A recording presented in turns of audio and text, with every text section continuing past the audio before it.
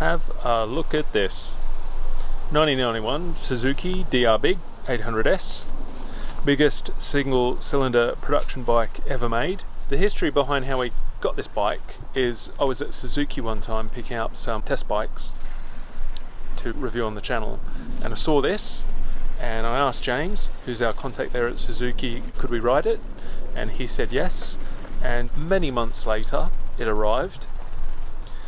The story is that this bike was given to the Metropolitan Police to use as a police bike, and they put it in a lockup and it was forgotten, and it sat there for about 30 years.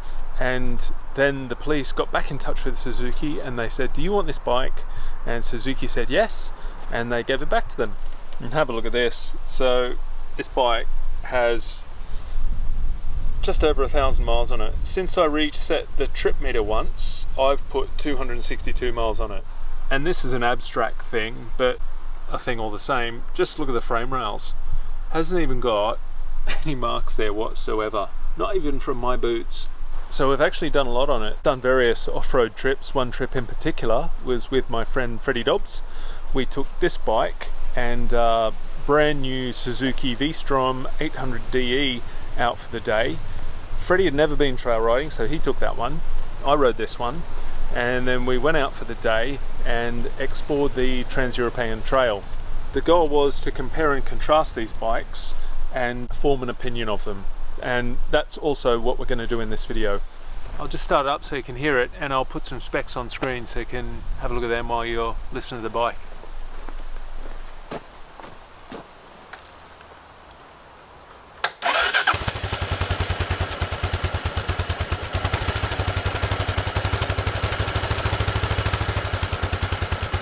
I've been here for a bit, so I'm a little bit cold.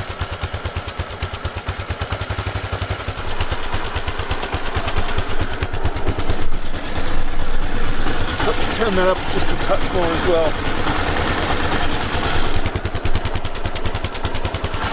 It sounds nice and tight.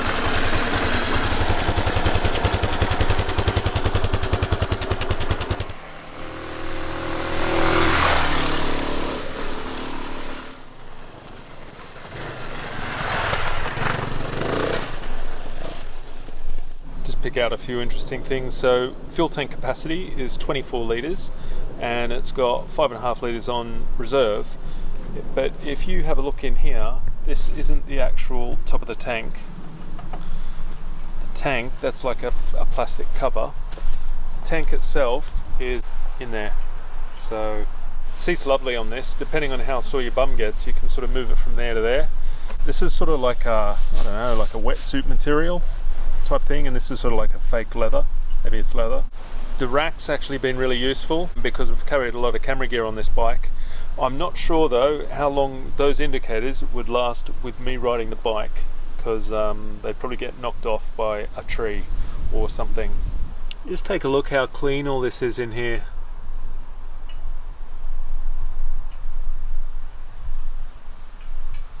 Almost zero rust on those exhausts in there. This is interesting. The foot pegs are rubber mounted. Have a look at this. So the rubber is actually in these bits.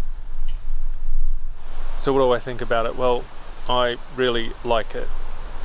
It's great for road use. It cruises so nicely on the motorway. It's so smooth. Off-road, first gear's a little bit tall, and you find yourself having to chug and keep momentum. I wouldn't want to do anything too technical on this bike, like slow speed stuff. It's not the kind of bike that you want to get into too much trouble on.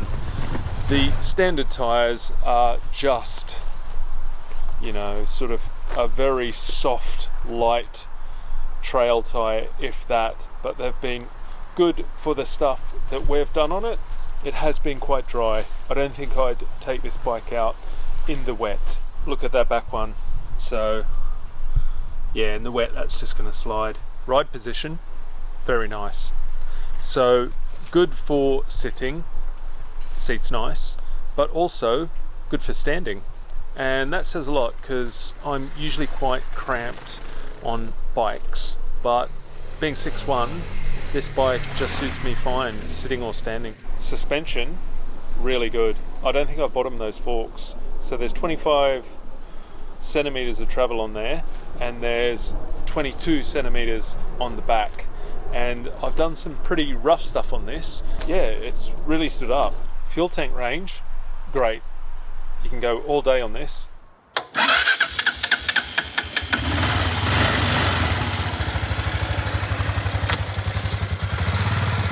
First time on it.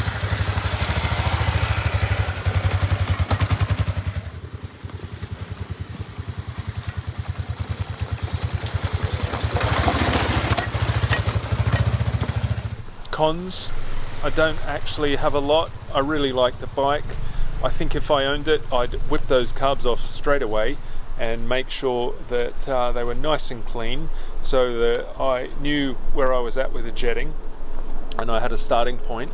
I'd probably do the valves, adjust the valves on the bike, and then get it set up nice. I'd also probably change the springs out for slightly stiffer springs. I'm 95 kgs and I tend to do that on all my bikes, so yeah, I'd change the front springs in there, and I'd also change them in there. Damping's fine on this bike though.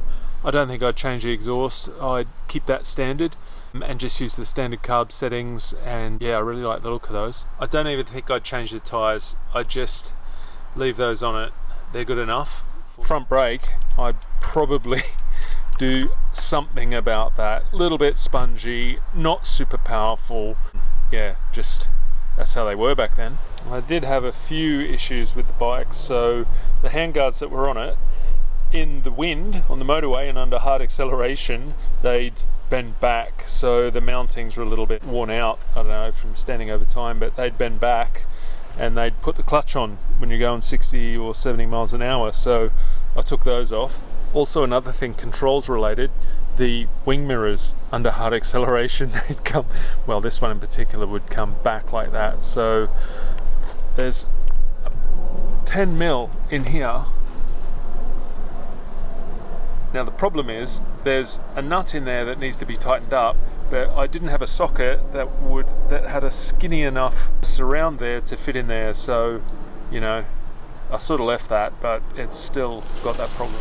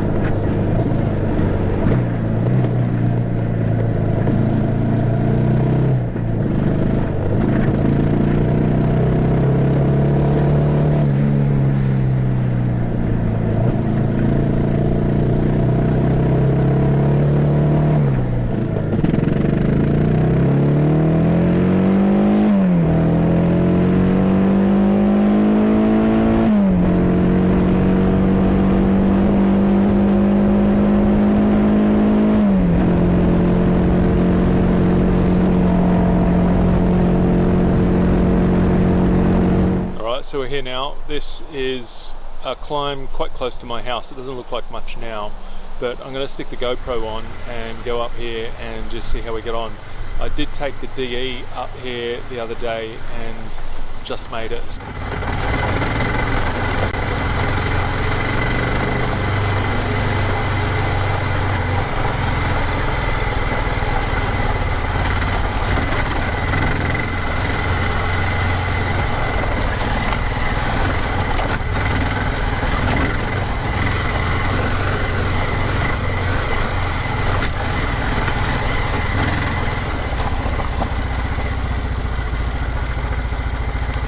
Made it, not too bad.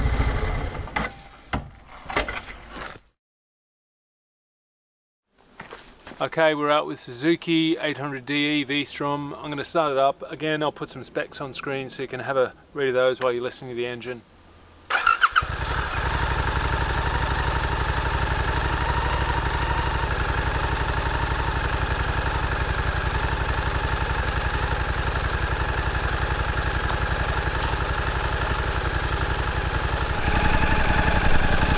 .70-degree crank, and that engine is really nice and quiet.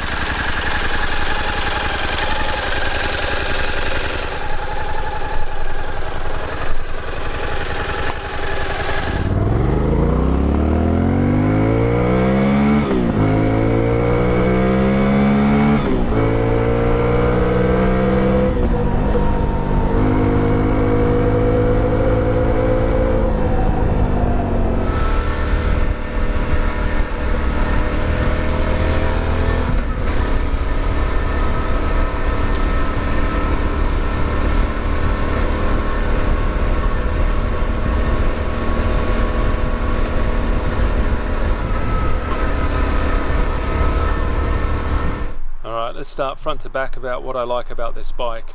The tyres on this bike have been really good. These aren't the standard tyres though. Suzuki did put these on for us because we were going to do some off-road trails with this bike and the other one, so I can report these tyres have been great.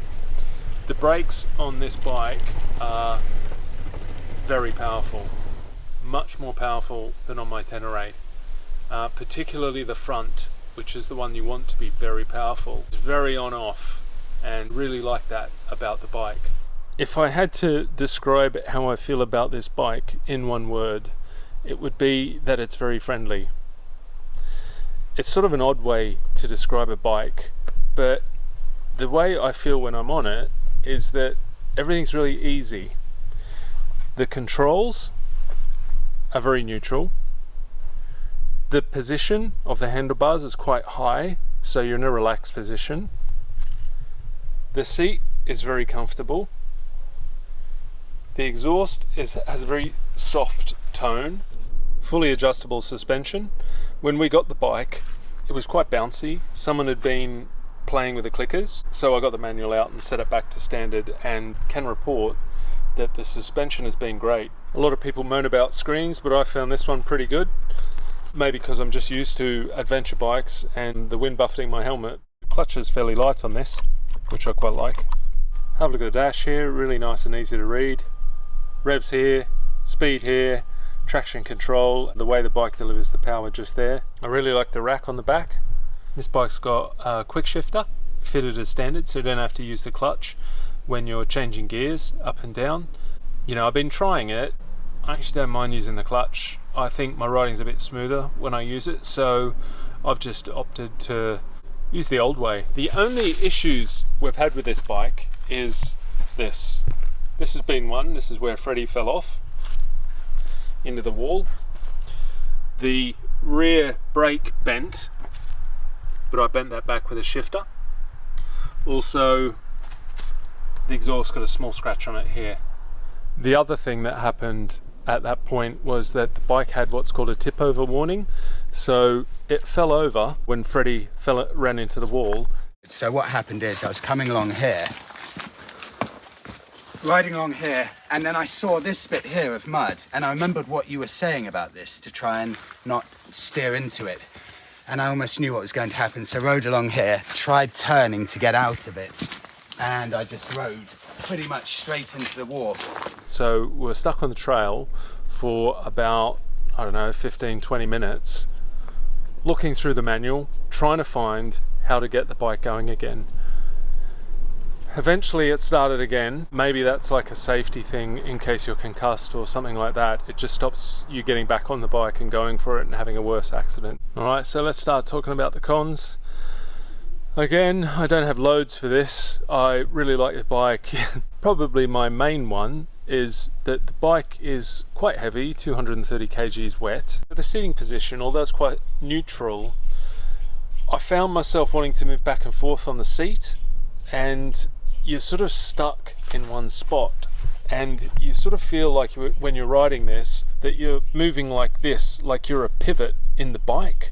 So the front and back is going up like this and you're directly in the center, and you're sort of stuck there in that position.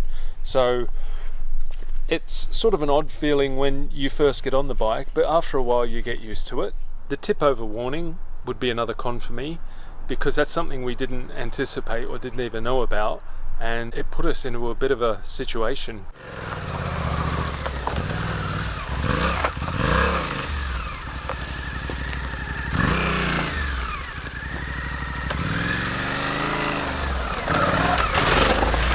Alright, here we are at the start of another lane. I'm just going to go up this sort of at a 3/4 pace.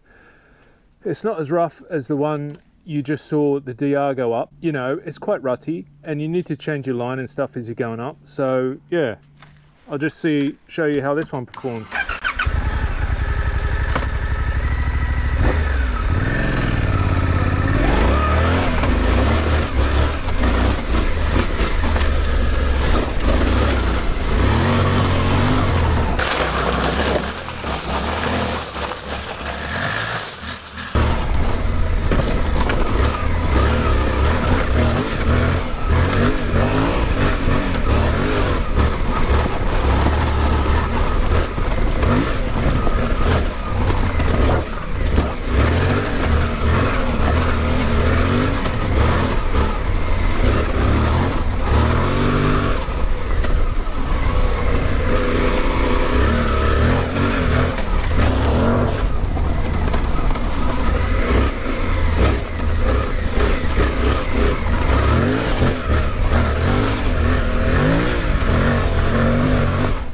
so here we are at the top of the lane.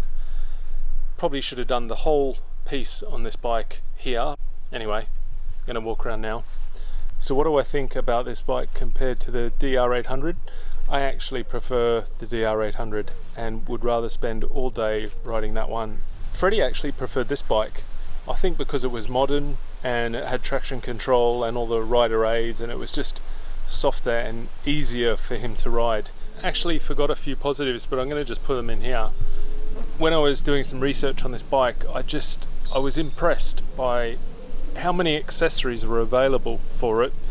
Higher seat, lower seat, different luggage options, different control options, and the price of those was all really quite low. I like the 21-inch front wheel and 17-inch back wheel. I also like the massive fuel tank, 20 litres that holds. And maybe I didn't deep dive into the engine enough when we were talking about it, but this engine has a lot of power for me. I don't like a bike that's too powerful, but this has got more than enough. It's got much more than the DR Big, the DR800, and the way this one delivers the power is lovely and smooth. Final words, just want to say massive thank you to Suzuki for loaning us this bike and the DR800. At the same time as having these two, we've also had the Katana and a TR1000S. So it's been a real pleasure to be riding these and to be experiencing them. So thanks a lot.